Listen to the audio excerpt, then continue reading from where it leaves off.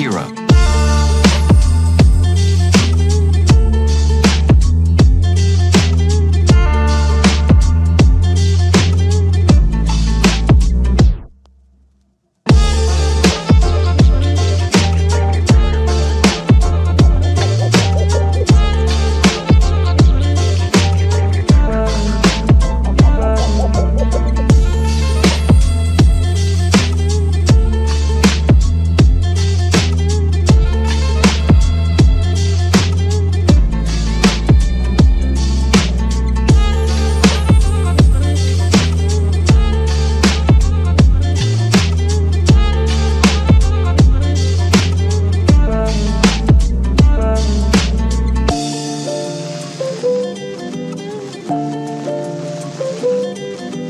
Have you any hobbies? My hobbies are fast cars and fast women. Hobbies are healthy. They teach you things.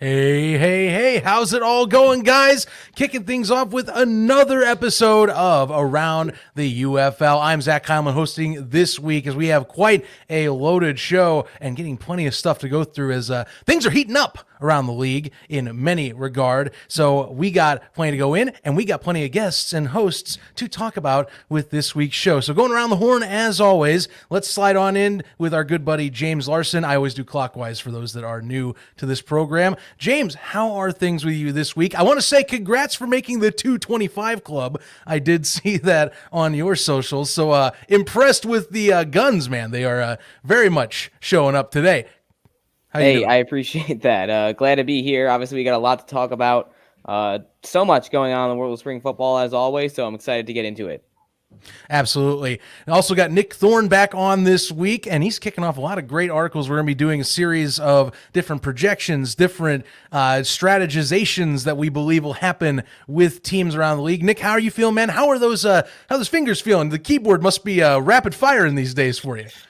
Yeah, I'm just happy that St. Louis signed their final guy so I can have one ready for tomorrow. I was really scared if I was going to have to start putting out ones with incomplete rosters, but I'm happy to be on the show today. Again, hopefully in a little quieter of a space, but yeah, really excited. Yeah, I'm looking forward to that read up, and yeah, definitely nice. We'll be talking about that final signing, by the way, today on ATU, so stick around, coming up shortly. Jake, hey, how's it going, man? Big week. Remember when I talked about that graphic slip earlier in one of our shows? Well, you got to use it finally. How was it feeling that you got to post that on social about Frank Ginda? Oh man, it was a long time coming. It felt like it was getting pretty damn close to training camp. So like, is it going to happen? So couldn't be happier. Could not be happier. So, starting the week out great.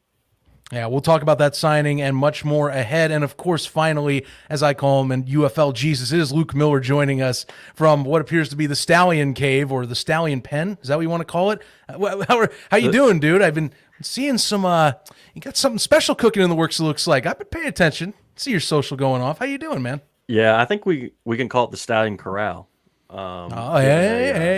Recent signing. I feel like that would be quite fitting.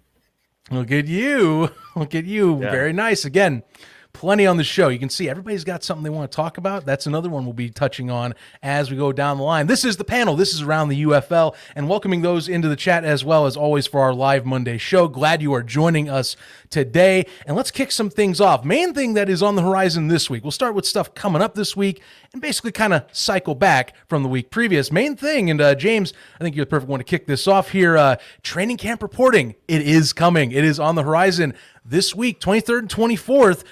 Players going to be coming down. Coaches going to be coming down to Arlington in the good old heart of Texas to start this off. How are we looking at it, James?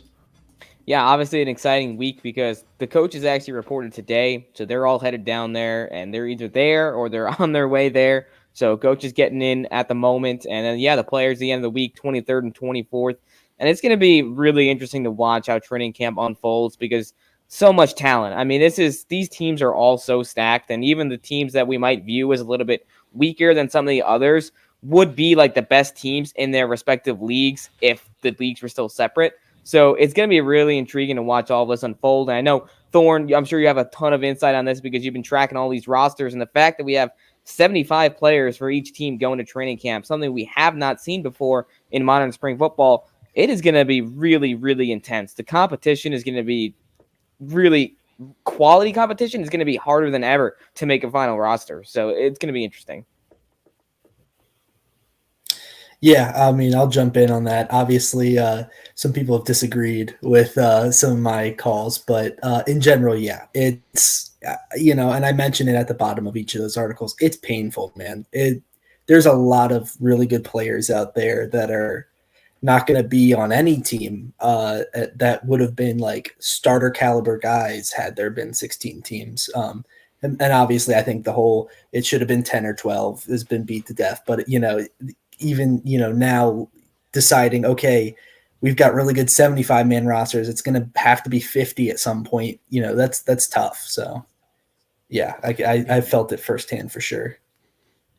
Absolutely, it's cutthroat out there. And, training camp, that's one thing at least that is fortunate this year. I'll give credit, 75 players at least per roster. That is a nice touch that we're going to have. It does make those cuts a little harder, though, once you got to start getting down and whittling down to that 50-man sort of setup coming on later in camp. But intense competition all the same should make for really great rosters at the end of the day once evaluation is set. Jake, Luke, I mean, both teams that you guys represent clearly are going to have some camp battles that we're going to be talking about. One of them in particular this week, especially Stallions-wise, Luke, you hinted right off the gate with Matt Corral. And I actually, screw it, let's get into this thing.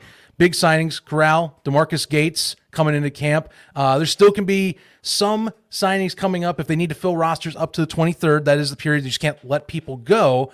But on that wire, if we're talking Birmingham, Gates was a big one that was eye catcher, but Corral was the one that made the grander discussion. Thorne very much knows so, as he hinted at previously. What are your thoughts on with this, Luke? Because I mean, there's been a lot of talk specifically on where Jamar Smith fits in this conversation, and how far can Corral go? Is he the main guy to you right now? Yeah, I think it's not even worth speculating at this point who the main guy is yet, just because it's just so hard to say. I mean, I think obviously from a talent standpoint, Corral is as talented as not just any quarterback, but I think any player in this league, right? I mean, if you follow college football, you saw what he did at Ole Miss, the numbers he put up in Lane Kiffin's offense, was a 3rd-round draft pick, got a lot of, good attention and press coming out of college. And so obviously the talent is there, and he's kind of, a lot of people, it made a big splash because of the name and because people know what he can do on the field. That being said, at the end of the day, right, like this is going to be Jamar Smith's, I think, 7th season playing for Skip Holtz. And, at some point, talent obviously can take you a long way, but at some point, that many years in a coach's system and that sort of relationship with a coach certainly has to mean a lot. And so obviously I don't think Skip's going to start Jamar just because of the relationship they have, but Corral's got to come in and learn the offense, right? Like he doesn't have the time in the system. He doesn't know the playbook. He doesn't know the schemes like Jamar does. Yeah. So it's just hard. It's really hard to say. I mean, I think Jamar certainly has the early edge because of that reason, but what's that going to look like in camp? How long is it going to take Corral to pick up the playbook? If he's a fast learner and he gets it down, do we see him come out as the week 1 starter? All those obviously are live options at this point. Given Skip and given the way Skip kind of handled things with Jamar and Magoo, honestly, I wouldn't be surprised if we see maybe 2 quarterbacks at some point, and for especially maybe the first couple weeks.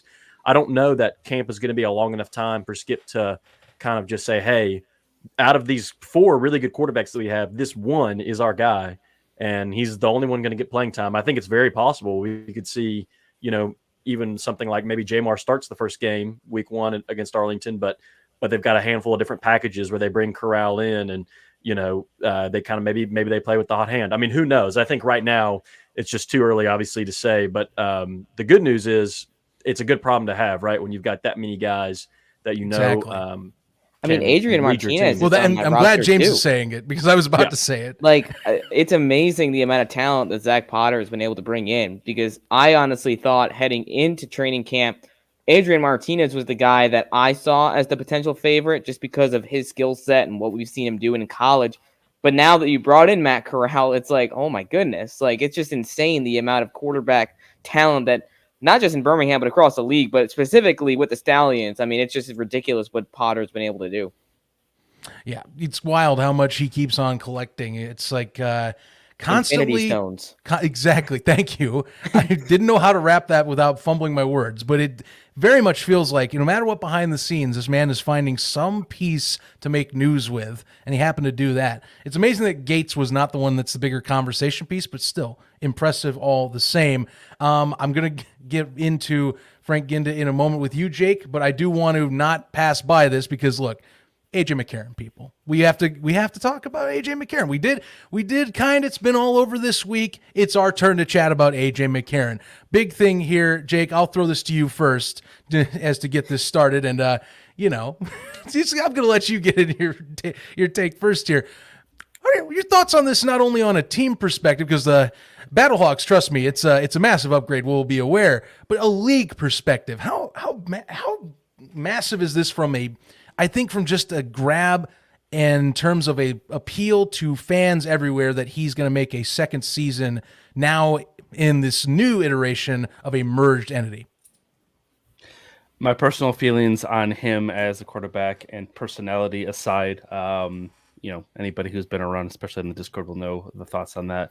But for the league, him returning is great. Obviously, the Battlehawks really latched onto him. He is their QB1. I mean, I don't think they'll ever forget Tyamu from 2020, but especially since last year and they're returning this year, he's their guy. gonna, they're already fired up. This is only making them even more fired up. Yeah, it absolutely is an upgrade from what they had. So again, from a league-wide perspective, he's a college national champion from a powerhouse school that everybody loves or loves to hate. Count me in the latter camp, but as for a league as a whole, he's a great addition. So, Hey, one thing or another about the school he comes from. Look, it's a great addition here, Luke. I mean, I feel like for you, straight up. I mean, obviously, area you're originating from there, with AJ Tuscaloosa and all that being the case. But I mean, look, still a big name and one of the MVPs of the two leagues coming back to the fray and elevating the Battlehawks to how far up for you, you'd say, on your list? Yeah, I mean, I think with the way the Battlehawks have been able to accumulate talent, right now they're probably number 2 in my sort of power rankings, personal power rankings. They've obviously strengthened the defense. I mean, even today we saw they signed a former All XFL defensive tackle, and then they got McCarron some even more weapons to work with. He was obviously sort of the last piece of the puzzle for them in terms of heading into the season. That was the big question mark. But now that they've got him, I think it's pretty clear that, it seems to me this isn't something that I've necessarily been told by players or something like that. But it seems to me pretty clear that right now there are two teams that kind of have something special going on that free agents kind of want to be a part of. Birmingham being one of them, just because of the consistency they've had in terms of their record and the games they've been able to win and championships and success they've had on the field. A lot of free agents seem to be interested in being a part of what the Stallions have going on, but also a lot of free agents seem to be interested in what the Battlehawks have going on, just in terms of the fan base. I think Coach Beck seems to be well liked by his players. Obviously, you have a well-known, big-name quarterback who's going to be a part of the team. And so they've been able to land some big fish. And I think just from a talent perspective, the Stallions and Battlehawks are two teams that sort of stand out to me. But again, I mean, all 8 of these teams with the consolidation that's happened have immensely improved their rosters. But I do think it seems like there's it's been a good offseason for Zach Potter and the Battlehawks GM. Absolutely. No doubt about it for Potter and company. Thorne, I want to get one more touch in here on the Battlehawks roster because, I mean, McCarron's a big deal, but, I mean, they did have their final mat piece in place, and it is a doozy. What are you looking at? You're obviously our UFL roster guy doing great work, so I want to hear your thoughts on getting these pieces together now that the 75 is locked in for camp from the sounds of it. Yeah, obviously, SI today reported that Austin Fallu signed with the Battlehawks. That defensive line as a whole has a lot of guys who are interesting. They have, I think, off the top of my head, 4 guys who were in the XFL last year, then signed to the NFL, didn't make it, or back. And they clearly they have a very similar scheme to Seattle, and they have just gone after the Seattle guys. They brought Antoine Jackson in. I think that was in the dispersal draft. Manny Alonso was an offseason addition for Seattle, so they brought him over too in that same draft process. And then now with Fallu, Kobe Smith's another guy they added to that group. They just have a lot of names there, and it'll be interesting to see how that shapes out because really, I mean, they can have like 3 starting defensive linemen. They've got Kevin Atkins coming back, who's one of the guys who went to the NFL, came back. It'll be interesting to see who the other 2 are. I think probably Fallu's in there, and then maybe like Jackson or Smith, and maybe even a Freedom Alua, a King Muladun, I think say his name, but he's also coming back. So there's a lot of options there. It's certainly, I mean, in this league, it's like, wow, this is probably 5 guys who would have been starters in a 16-team league. It's just another example of like, wow, the depth everywhere for every team is immense. It's the levels, man. Well, and speaking of the starters, I mean, a pickup for the Battlehawks that really got overshadowed by the McCarron news and by all the other stuff. Brandon Silvers, he's back, and he's in St. Louis now. And, they have the connection, AJ and Brandon. I think Silvers heads into camp now as the clear QB2. I feel like he'll be the guy that if McCarron has to miss a game or two, like he did last season with an injury, I think Brandon is the type of guy that can really fill in. It'll be interesting to watch him and Bruce Gradkowski's offense because Silvers has been so used to playing with AJ Smith. They go way back. I mean, they played in the spring league together. They've had a long-lasting relationship, and I really attribute a lot of Brandon Silvers' success last year to what AJ Smith was able to do in his schemes. Because Silvers, he's not very mobile, so they got the ball out of his hands very quickly. There was a lot of quick routes, short routes, and you look at his yards per attempt, and it's a lot lower than most of the other quarterbacks in the league, which I feel like played into why they had success because they run those short routes, they were getting plays off quickly, and that's why Houston was so good. And then Brandon got hurt, and there were some things down the stretch that didn't go their way. But I thought that was a pretty solid pickup for them. I like Nick Tiano. I hope he lands somewhere because I think he has potential as well. But Silvers is one of those guys that he is a proven veteran. So I think it's a great move from Dave Bowler, the GM, and, of course, Anthony Beck there in St. Louis. What I liked about the move is that Silvers, to me, is a person that does really well when he has a bunch of weapons to throw it up to. The Battlehawks, even if you have to go to him, a lot of guys that are tall, lengthier guys or really talented athletes that if they need to adjust, he can get those guys to adjust and get those passes. So good to have as number 2. It's amazing how within, and these are how these leagues go, one quick flip around in free agency can change the entire dynamic of one core position like that.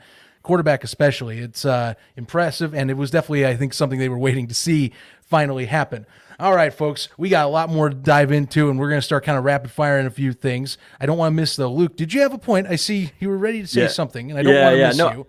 I was just going to say, I don't know how many people know this, but McCarron and Silvers actually have a pretty close relationship, and they're both from what we affectionately call L.A., not Los Angeles, but Lower Alabama.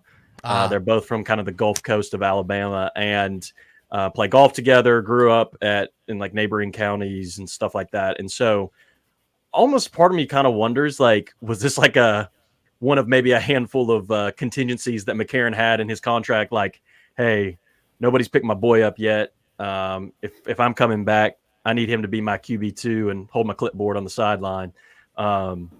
Because again, they've got that kind of relationship. And I think, it makes sense for the Battlehawks. They've got a similar play style.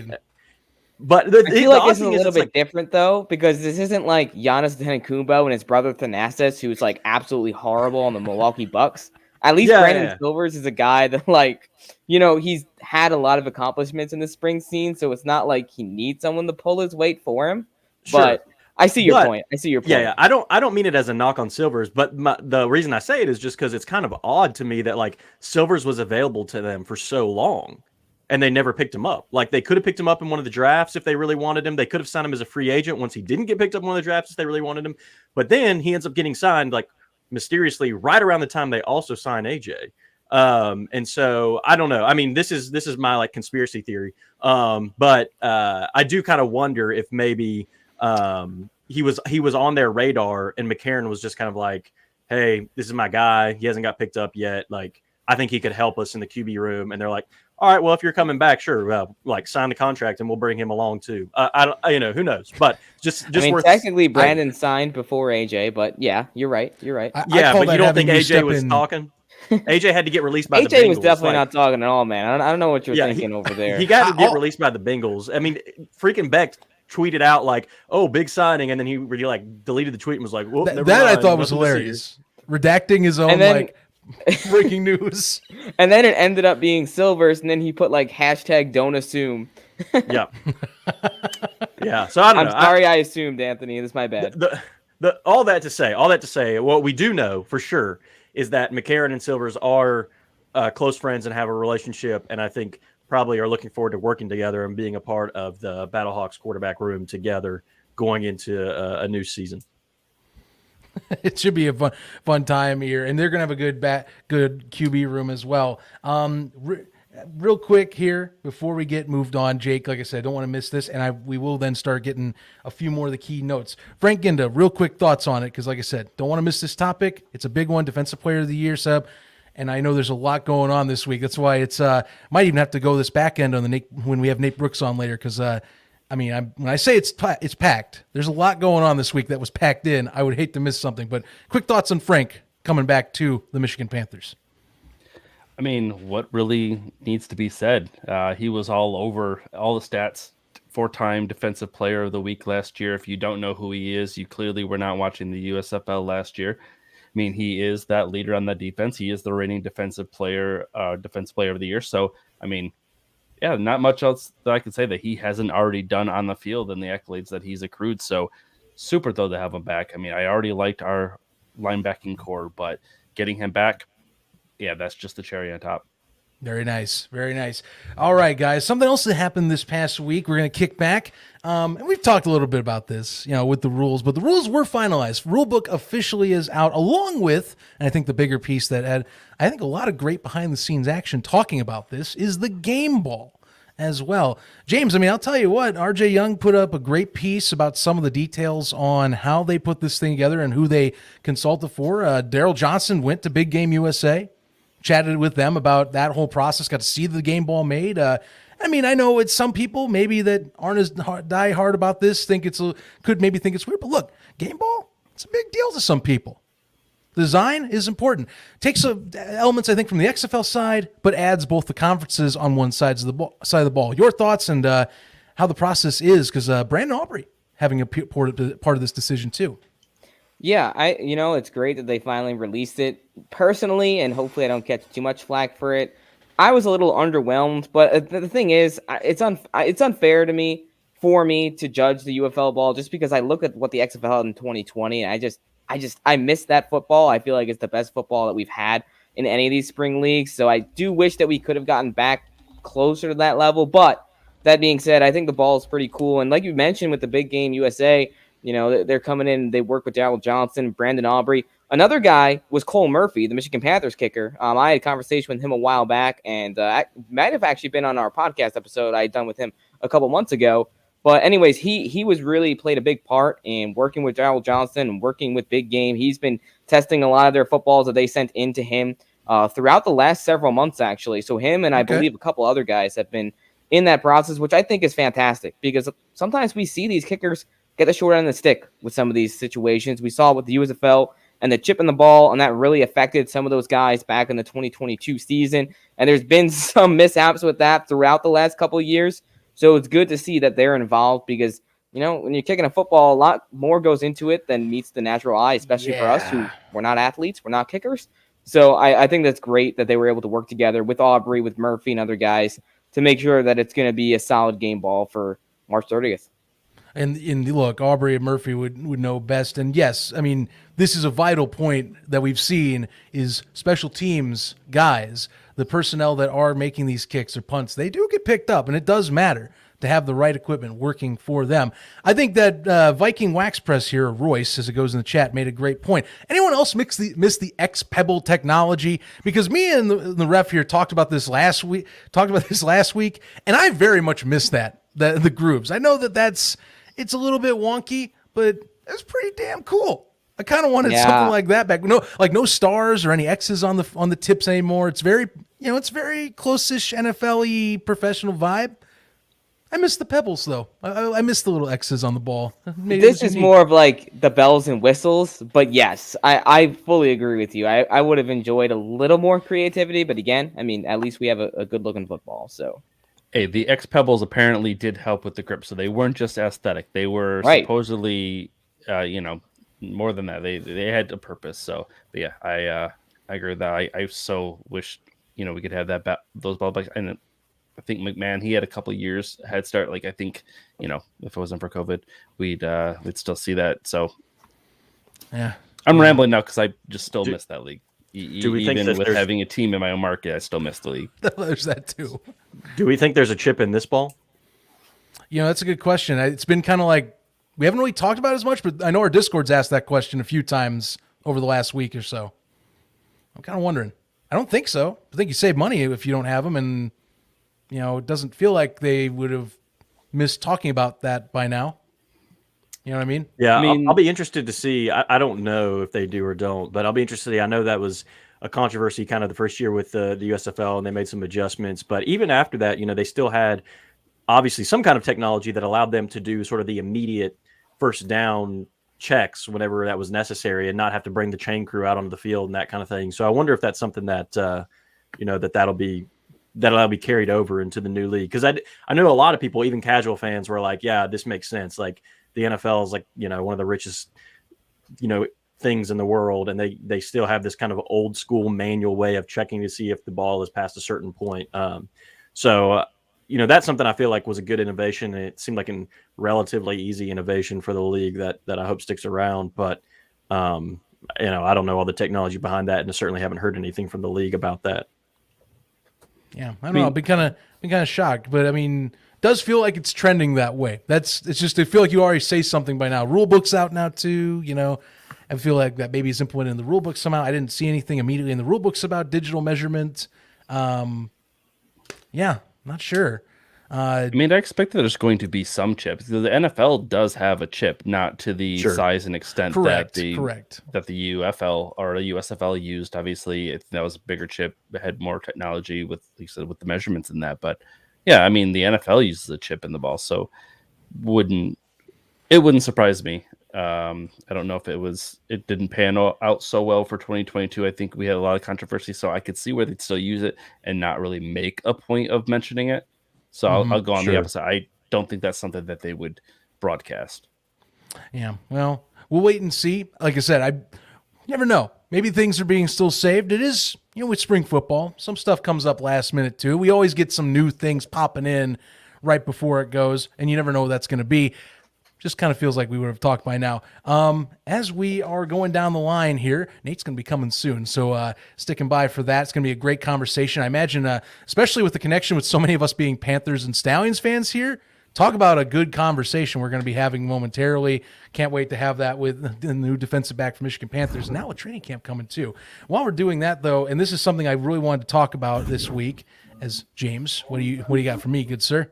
Just really quick, and if we're moving off the rules, the one thing I did want to point out quick is the overtime rules, where the attempts are now moving back to the 5-yard line instead of the 2, which I think is pretty neat. Oh, thank you for saving me on that. That's right. Yes. Now you're opening it up for the offenses to have a bit more variety in their play calling, especially for that overtime segment, where instead of running those 3 plays from the 2, where you kind of have limited options, you have very little space. You move it back to the 5, it gives the offense a bit more room to breathe, and you actually have a bit more creativity, I think. So it'll be interesting to watch that unfold, and hopefully we have an overtime game this year so we can watch that unfold. Well, yeah, big strategy changer right there, too. Anything moving yards is going to instantly make you have to decide more of what's going to be played out. And yeah, look, we've seen overtime a little bit more as the years have gone on. It's been slowly but surely. I think competition levels go up. You just start seeing closer battles. Things kind of lock into place. And yeah, I'm going to be – look, I'm thinking we're at least going to get one. We're going to at least get one. It's been getting progressively 1 to 2 possibly if we're lucky enough, and makes for great games. More conversation starters on certain elements that the league's going to bring in, and not just for this league, but for football as a whole. NFL still looks at this stuff. We're still looking at all new technologies and ways of doing rules. Clearly, it could be affecting us elsewhere because, let's be honest, some great OT rules have come out of spring football over the last 5 years. But yeah, nonetheless, one final thing I do want to bring up here, and something that has been great, especially San Antonio fans. Dang, you guys came out really strong in this one. Tons of fan engagement. We've talked about fan engagement on this show a lot. It's a big deal for this league. It is a huge deal getting people out and about and talking about this league. Fun little anecdote. Actually had a conversation about the UFL here in Arizona last night with a gentleman. Was very shocked, had my Michigan Panthers cap on, and no joke, guy knew everything. And I don't know, maybe it's weird for me because I still think of it as a niche thing sometimes, but nonetheless, it's getting out there. And in local markets especially, they want to keep sure that they're hitting the ground running. So 2 of them hit this week for fan engagement events. One of them was in Houston, and plenty in attendance. Curtis Johnson and Daryl Moose Johnston, head of football operations now for the UFL, was out there as well, answering fan questions and having plenty of engagement. We had ticket reps out there and the like, season ticket holders and fans being welcomed. And in San Antonio, that was also a similar case. Difference was Wade Phillips as the head coach, Daryl making the trips and the rounds in Texas, going to San Antonio. But Jesus, I have to point out, it was reported roughly about between like 400 to 500 people were attending this event at the Alamo Dome. Massive crowds, got to say, guys, and take it to the floor, great signs for these markets, San Antonio especially, because I think that was a crown jewel for the XFL in particular that came brought in, and I think the more they establish there, I love seeing that. That's a market that people really want to see get back to AAF levels of days when the Commanders were there. Love seeing that engagement. 500 people. That's good. And that's for season ticket, and just anyone come and welcome in can sit on the floor and go down there. Really good fit pictures and vibes coming out of San Antonio and Texas and Houston, Texas this week. Yeah, I'll jump in on that one quick. I think, like you said, it's a great sign for San Antonio, and I feel like, the Brahmas, they had decent attendance in 2023. I know we've kind of talked about this a little bit on previous episodes, but it, like you said, it didn't feel like it reached its full potential like we saw in the Alliance of American Football with the Commanders, where they had some of those crowds, I think, close around 30,000, where in the XFL, the opening week had around like 23 or 24, but that was with a buy one, get one free deal, and then after that, it was down to like 12, 13. Of course, the team wasn't really performing well either, so that played a part. But I feel like part of the reason why we didn't see San Antonio reach their full potential last year was, one, the marketing wasn't fantastic, and two, the city had already seen a team come and go. And I feel like some people were hesitant to buy into the XFL last year because they were like, well, is our team going to be here next year? We've already seen a team come and go. We see how these leagues work. So now that San Antonio has established themselves and they're coming back for a season 2, I think we're going to see even more excitement for this upcoming season. And that fan event's a great example of that. Because to have 400, 500 people there at one of these events, I mean, Michigan was maybe around 60 or 70. So to see that many people there in San Antonio, it's great news. And Houston had a great turnout as well. At Ray Stadium, debuting the new stadium there, the new venue, which will be interesting to watch unfold. And hopefully it looks good on TV. I know the Spring League, when they used it, there were some hits and misses on that side. So I'm excited to see how the UFL approaches that. Well, I mean, and you got to note, and please, for those, I'd love to parry off this. The Houston crowd, I want to see, I definitely am curious to see how much more they get in there. Rice is a massive stadium. Like, if you look at it on any overlay or view, I mean, it's got tons of seating, built during a different time for their college program when things were much different in the college landscape, and they still get people to come out on a regular basis very well. But when I talk about attendance-wise for a stadium in college section, it's a pretty decently sized one. Like, we're pushing, like, unless I'm missing something, it's between 70 to 80,000 that can be held in Rice alone. So getting that crowd up and churning, we're not saying we're going to sell it out, but getting a good chunk of people in those rows, they're going to be sectioning off, it's going to look nice. I think that they'll get people out there, and having a Houston team that's staying around and the brand that people are enduring to certainly helps a lot, I would imagine, being the case. Luke, how have you been feeling about these engagement events? I know it's a little different for how your situation is compared to the past, but still, it's, Birmingham's got a great contingent. We're seeing tons of great, like, diehard fans getting their people out there and getting these fan bases rallied. DC, I thought, was fantastic this week, actually. Having Reggie Barlow stacking the beer snake as a social media piece. That was fun. I had a good time with that one. Yeah, for sure. No, I think that was good. I'm glad they're doing this stuff. I think one of the things that Daryl Johnston said at the Birmingham fan engagement event was that the league really dropped the ball, or the USFL specifically, really dropped the ball and kind of failed between 2022 and 2023 because they just sort of assumed that because the Stallions were there in 2022, because they won the championship, that people would just kind of flock to it again in 2023. And that's a reasonable assumption, but it wasn't a correct assumption. And like James said, you've got a history with these leagues of teams coming and going.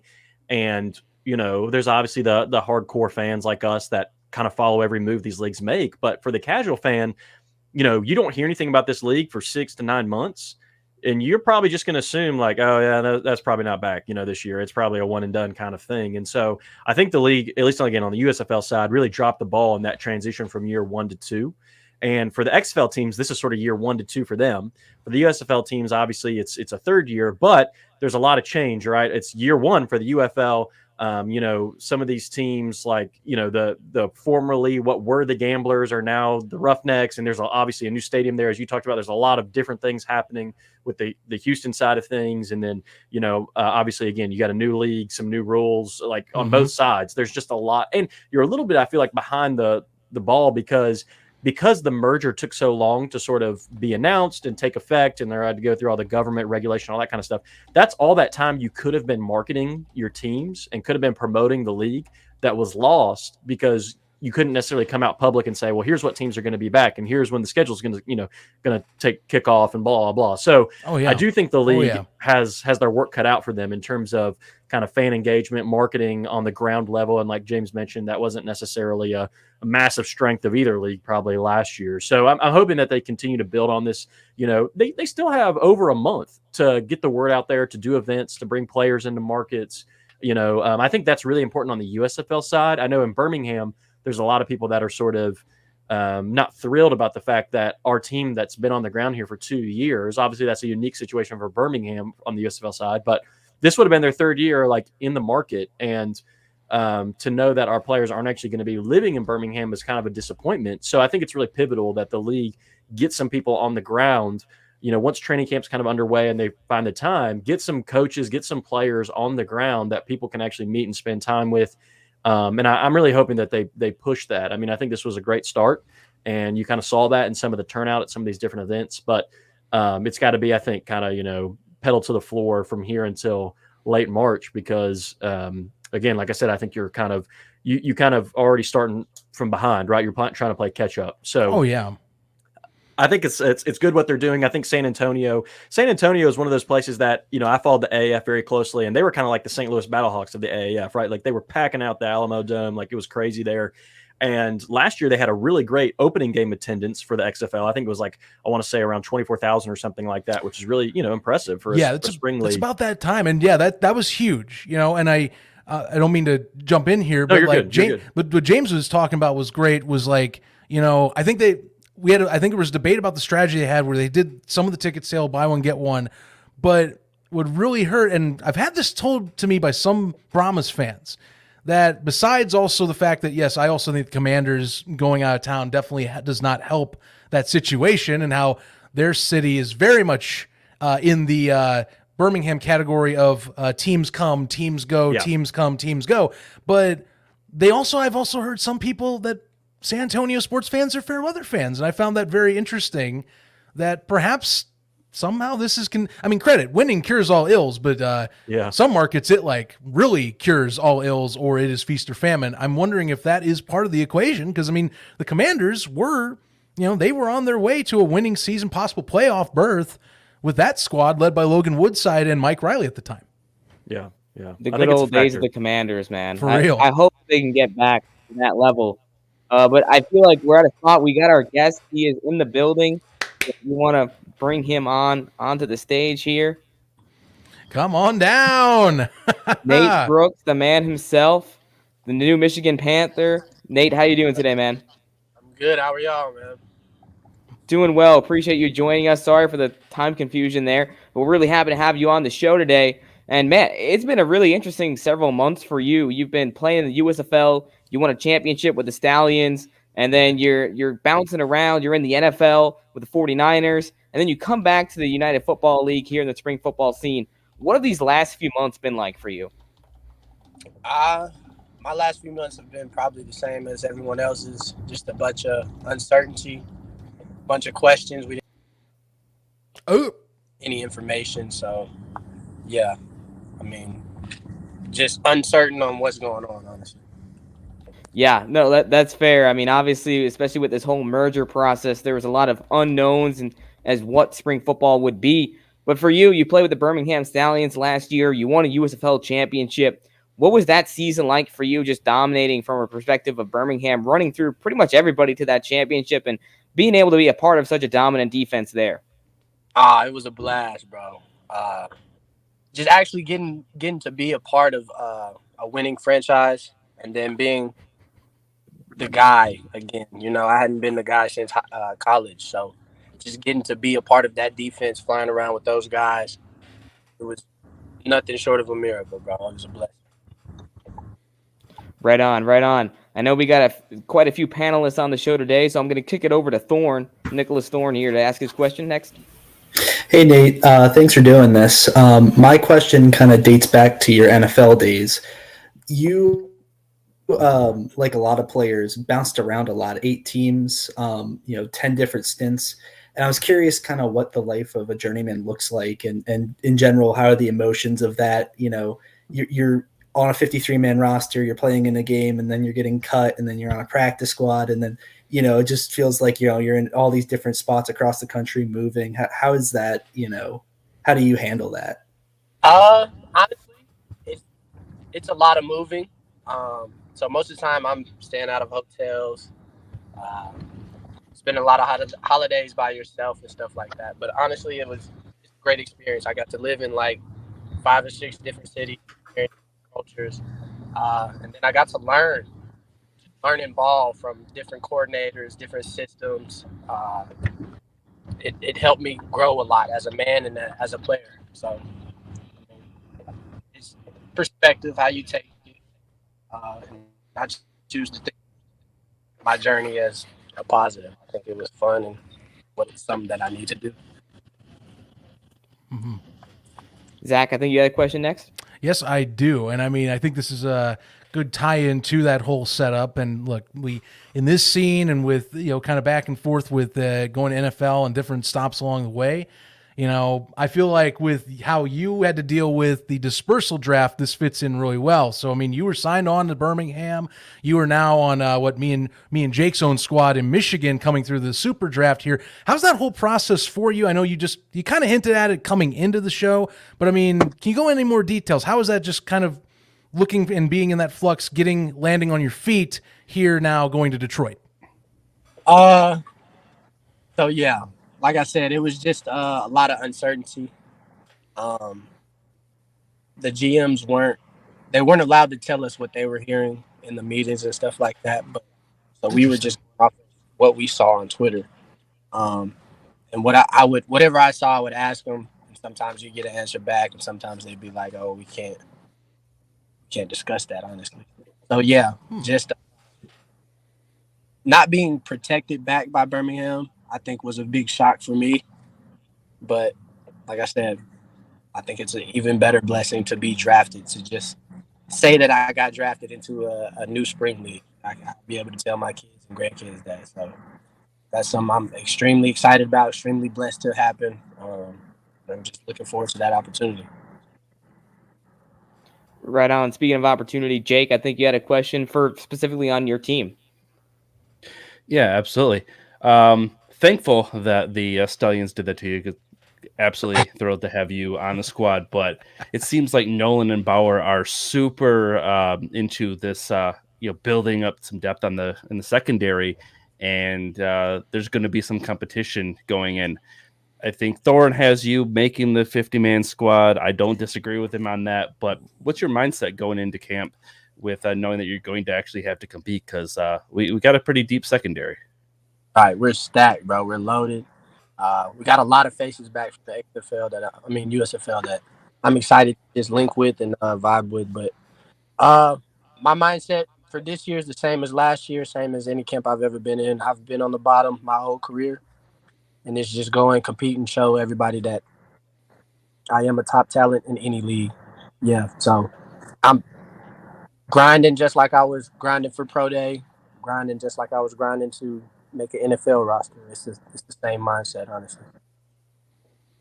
Right on. Luke, I think you had a question next. Yeah, Nate. I wanted to say, sort of on behalf of, if I can speak on behalf of the Birmingham Stallions fans, obviously you were a huge part of our success last year, and I know I talked to a lot of people that were both very appreciative and thankful for what you did for the city last year, and also surprised that you weren't protected in that process, and but obviously the fact that you were drafted in the first round of the dispersal draft speaks for itself. So thank you again for what you did for us, and really bummed that you won't be a part of Birmingham heading this next season, but certainly you'll be my favorite Michigan Panther. I don't know if I can say I'll be cheering for the Panthers as a team, but I'll definitely be cheering for you, and excited to see what you do there. But just one question for you would be, things are going to be a little bit different on the league side this year. Obviously last year playing for the Stallions, you were living in Birmingham throughout the season and playing most of your games there.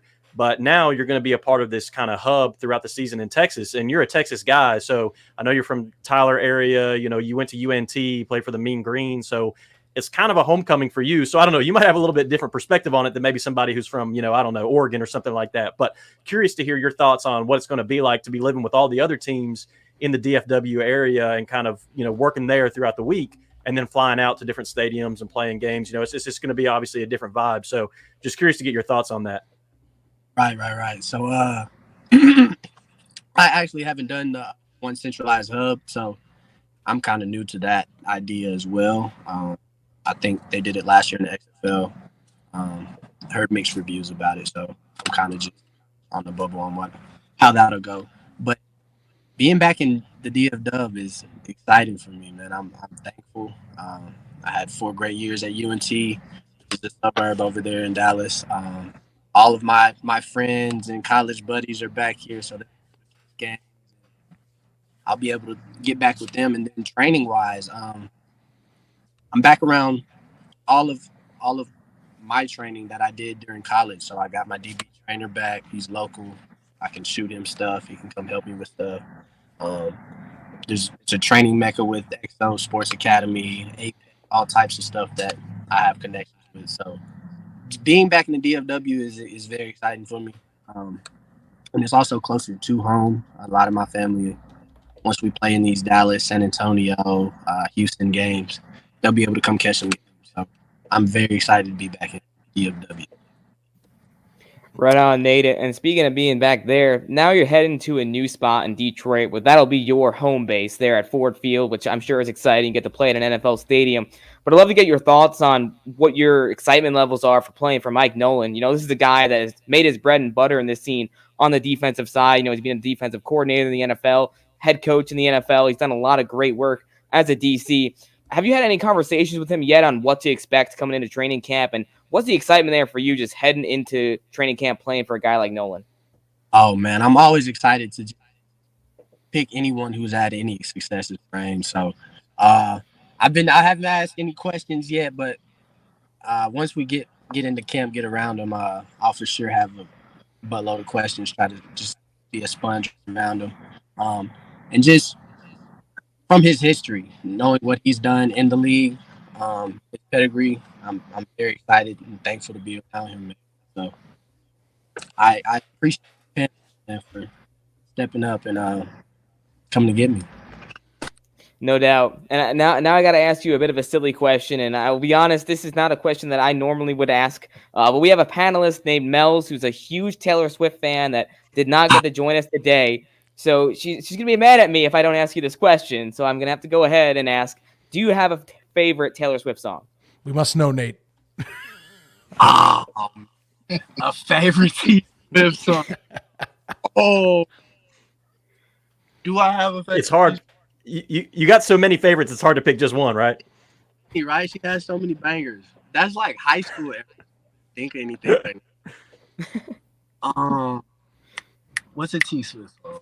I don't want to sing it. I don't know the name. Nah, I don't have a favorite. Can you sing it? I will not sing. I'm sorry. Throw the shot. Oh, man.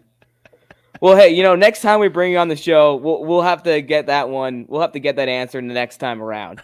So on that note, I don't know if anyone else has any other questions, but if not, I think we can probably wrap up this segment of the show.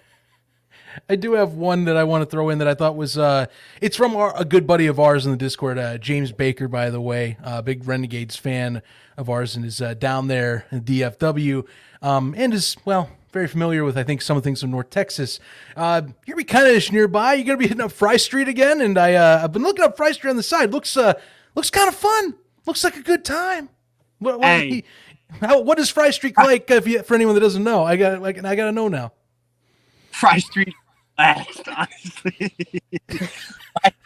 Blast. If you're 21 to 23, Fry Street is a blast. I won't be hitting it anymore. I've been there. Oh man, a lot of memories on Fry Street. Hey, I'm 22, so I'm going to be heading there this season whenever I get down to Arlington. So thank you for the tip, Nate. I appreciate it. I'll set you a good time, bro. Let me know. Reviews coming. Good to know. Well, hey, Nate, we really appreciate you taking the time to join us today. Again, apologize for the little time confusion there. It looks like you're in your car. So, again, appreciate you making the time. Wishing you all the best heading into training camp, and hopefully we see you up here in Michigan week 1. Sir, I appreciate y'all for having me, man. Yes, sir. Good times, great conversation. Looking forward to seeing him in camp, and I guess I'm gonna have to mark Fry Street down at some point. That might be a PFN. Maybe we'll have to do a PFN live from Fry Street. Live from Fry Street. North Texas game in the future, guys. Is what I'm looking at right now. Denton, Texas is what I'm understanding. So keep that in your caps for anybody nearby. It looks good. The website they have for the entire thing. If you know it's good. They got a website about the entertainment district. Clearly. When you said Fry Street, the way his face lit up tells me that he's got some memories. And as for those memories, we'll leave it up to your imagination. Hey, that's right. The world in your mind's an oyster. You take that take that as you will. Look, before we get things cleared out, I cannot leave this show today without talking about one of the head honchos himself being at the Daytona 500. Yes, the Daytona 500 did get delayed. It is airing actually as we are talking right now. So at least maybe in the later stages as we're talking. And The Rock is a grand marshal and made a bit of noise online on that really nice jacket of his, all the league logos. And, James, I thought you had a great kind of speculation zone topic. Army patch? What's going on with that?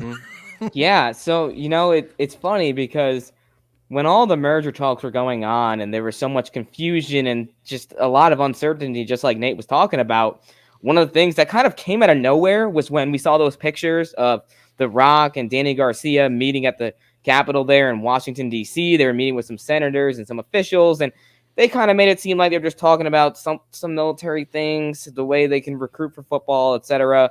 And then a photo had emerged that had Eric Shanks there, who's obviously the Fox Sports CEO, and then that really got our gears turning of like, all right, there's got to be something more to this, right? And it's always been in the back of my mind that there could be some sort of Army sponsorship or something to come out of that. So those talks, nothing really came of that publicly. But this is the first time where we're seeing The Rock wearing a UFL jacket. Obviously, it had UFL all over it. I don't know if you guys saw the back, but the back has this huge UFL logo. It's a pretty sick jacket. Yep. But yeah, right there on his chest is the U.S. Army patch. So it makes you think that there could be some sort of sponsorship deal in place, which would be big for the United Football League. And something else I wanted to point out too is on his, I believe his left sleeve. So the right sleeve has the USFL conference. The left sleeve has the XFL conference. And at the bottom, it also has an extra logo, which looks like it's some sort of American flag, Army. It's I don't know exactly what it was. I couldn't see it clearly enough, but it's definitely something related to the Army. So I thought that was rather interesting. Yeah, we're one of the things they're going to be focusing on, and I think we're all going to be definitely paying attention in terms of the health of the league. And look, this is a speculative piece. Nothing is saying the Army has made a deal, and you never know. But look, we see with both these leagues, they have corporate sponsors. Extra revenue streams are huge for these leagues if you want to keep on moving down the line. Hey, if the Army's buying in, I'd love to see it. Or it's a salute to the troops because of the opening for Grand Marshal. There's a lot of stuff we can talk about it, but hey, we're going to be looking for who's going to be the corporate guys like Snickers and like Simply Lemonade again or whatever that are going to be showing. Simply Spiked. Sorry, got to say the correct thing. Yeah. The alcoholic version, of course. Drink I responsibly. think James is onto something. I saw James's tweet, and I think he's onto something. The Army patch was in such a prominent spot on the jacket. It just feels so intentional, right? It's like, I'm sure The Rock is a very patriotic guy and supports the troops and all that good stuff. But I'm just like, I just don't know if you put that patch that in that prominent position on, just out of the goodwill of your heart for, the troops. So right. I don't know. I think given the fact that they were in DC and all that, I think there's got to be something going on. I can expand a bit on why I'm speculating because, I had heard some things back in November when that meeting went down that Sure. alluded to a potential sponsorship deal being in place. Of course, nothing's been confirmed, but I feel like that jacket is like, okay, I think we can revisit these talks and be like, Yeah. there probably is something there. Wait a What it minute. is exactly, who really knows? But there has to be. I mean, like we talked about, why would all those executives have been there if there wasn't more to those discussions regarding? I just had an epiphany about this, and how I forgot, I don't know. So when Dwayne Johnson was out in DC to talk about the specific, merging details, because they had to go through approval of the regulatory committees and all that, he also was out there to talk about military recruiting. And I had totally forgotten about this until we started talking, but he also was there to talk about recruiting for the Army, because recruitment levels are down. That is a national discussion piece that's been going on. And This is why that Okay. 18 Onto to 40 something. We're gonna add some fuel to the fire here because this is why that Brahmas 18 to just 49 signed- demographic. the Brahmas Brahmas just- just signed a defensive end from the Army. what? Just Hey! right now, Kwabena Bonsu, defensive end from the Army, has signed with the Brahmas. According Maybe to that's why he had LPR. it on his jacket. So there you go. It's confirmed. No, I'm just kidding. But Pieces are aligning, people. yeah, It is No, but- happening. To bring it back to a different conversation that people had a lot in the offseason, this is why that 18 to 49 demographic is so important. They're going to recruit some young male troops and female troops that are in the, that prime of their life window to join the Army. And it's just, the UFL, nobody supports the troops like the UFL. That's what I'm saying. very fair Nobody- point. Got that patch. It's going to be us. We're going to be supporting it hardcore. Good times. Final things. Anyone want any final thoughts before we go? I did run a poll, and we're going to do points, by the way, so don't go anywhere. We're not going to drop any of those. I did run a poll about the game ball. Wanted to see what the crowd had to say on YouTube. 95% easily say they love the UFL game ball. So very little issue with the game ball. Only 3% of our 25 votes online did not receive a yes vote. So looks like things are looking on the up. No worries about any designs this time. Although jersey designs will be in topic because some people online really want these things to be like very changed. Memphis, a lot of you Memphinians have very mixed opinions on that. Speaking of Memphis, they just picked up Trey Williams, which is very exciting for me Hey! because I really love Trey. I think he's an excellent back. He's a guy that I think still has a lot left in the tank. He's second in the USFL in rushing yards in 2022. Had originally been picked up by the Maulers, and then obviously we know what happened with that. And then he was still a free agent through the dispersal draft. So Trey Williams now joined the Memphis Showboats. That's a pretty nice signing for them. Mm-hmm. Trey and Victor back together again. Look at that. Buddy Yep. cop saga. All right, going back to my Brandon Silvers conspiracy. Here's a new conspiracy. Did Let's do Darius this. Victor? Yeah, did Darius Victor go to Coach DiFilippo and say, "Hey, I'm really excited about this season, but unless you bring my boy in, like I can't play. So we got to find a way to find a spot for him on the roster because they were obviously a dynamic duo in New Jersey, especially in 22." And they're back together again, which will be fun heading in 2024. If you watch the UFL or excuse me USFL show that they made back in 2022, they had a lot of time with Trey Williams on there singing and his musical career and stuff like that. And him and Vito both were on there a lot, and they were great personalities. So hopefully they'll get a lot of camera time in the UFL as well. Well, I'm wondering if Trey, remember last year too, he had a few points on certain staff members and how they were handling his playtime with New Jersey last year. Curious, I would imagine that does not happen. And not to mention, it looks like they are leaning a little more in Memphis on the committee backfield. Yeah, Thunder and Lightning might be back. Trey definitely still has some juice in the tank. That was a solid pickup. Nice one to see on the transaction wire as we close into the show. Anything else, guys, that I might not want to leave out before we leave another great edition of ATU? And I get points because I'm going to do points. You guys are going to get your points. Anyone? I do just want to say, going back to last week was my first week to sort of sit out the show. And the reason people were kind of, wondering where I was. And I just want to say that after I destroyed Ducky in our debate 2 weeks ago, I wanted to take a week off and give him a chance to kind of build his ego back up and be on here. And obviously, once he found out I was going to be back on the show again this week, he had to sit it out. He couldn't handle the heat. So I just want to say, Ducky, I hope you're doing all right. I wish you well, buddy. And if you ever work up the courage, I look forward to talking to you on here again. Hey, those are some fighting words from Luke. I love it. I mean, prepping for the next. I got fighting words for you too, James. I'm saving them for another week because you said there was a lot less. You said there was a lot less drama on here last time because I wasn't on here. So it was true. It was true. We had a pretty clean show the last time. Yeah, around. and I'm sure that showed up in the viewership. The people love drama, James. That's why you were in my DMs begging me to come back this week. Well, I mean, if we do look at the viewership, I do think last week was one of the highest viewed shows so far. You guys out there have been fantastic with giving us support. So, yes, those out there in the chat, you're awesome. The chat, by the way, their lore this week for some of our folks that are not currently present is that they're in Cabo. So, Ducky, Mel's, the ref, they're all in Cabo doing a little vacation. So, Luke, you might have to. Fight some I didn't get the invite. Differing reports on that. Just letting you know. Yeah, I didn't get I didn't get an invite. Now it's all making sense. Yeah, well, vacation time. You gotta get it in before we get into really busy season. That's all I'm telling you. All I'm telling you. All right, let's give some points out, people. So let's do this thing as we go down the line. Thorn, I'm going to start with you. I know I'm skipping over James. Don't worry. It's all good. I'm going to go descending order here this week.